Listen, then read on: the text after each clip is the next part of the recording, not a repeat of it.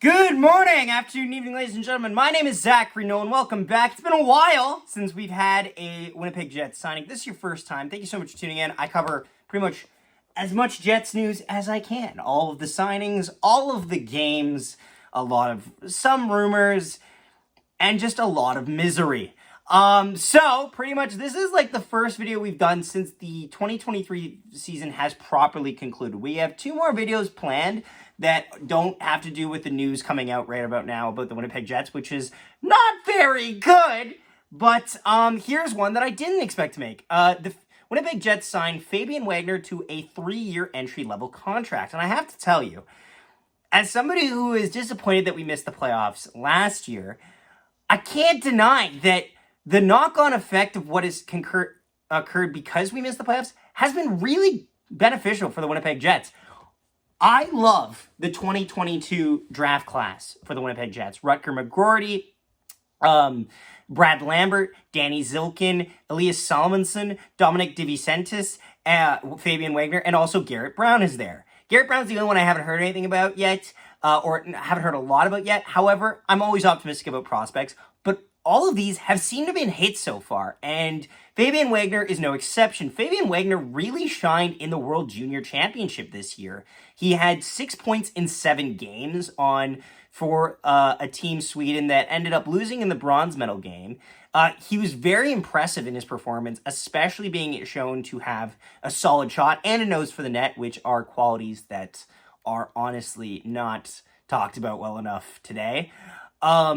In terms of, like, international play, otherwise, he didn't record any points in the SHL team that he was loaned to. However, I don't really blame that for him. Again, he's only a B-level prospect. I didn't expect him to get too many minutes there. And on the team that he played for, the junior team he was playing with, he ended up getting 33 points in 33 games. So what do I expect to see from him this year? I expect he's only 19 years old. I expect him to make the logical next step in his development possibly next year, with possibly trying to contend for a spot on the Manitoba Moose. I would like to see that because I see that him as he's like a 1 year later Daniel Torgerson. And like last year, the signings that I talked about were guys that I could see going up through the system were Torgerson and Nikkinen. Torgerson especially over Nikkinen. And this year we saw Torgerson have a solid campaign with the Manitoba Moose, as well as other signings that we covered last year. And I'm expecting that Fabian Wagner, he possibly could try to contend for a spot on the Manitoba Moose next year because it wouldn't burn any years on his ELC. He would then be 20 years old playing on the Manitoba Moose, which is not terrible. Honestly, I think that there is a little bit of a difference between international play and the North American hockey. And there's always good to get that, like, growing pains out of the way in the AHL. We're just going to have to see how it pans out. I am hopeful for this prospect, though. At the very least, I think that Fabian Wagner is good trade bait if the Jets go into a full rebuild. And that is the darkest timeline, but still, nonetheless.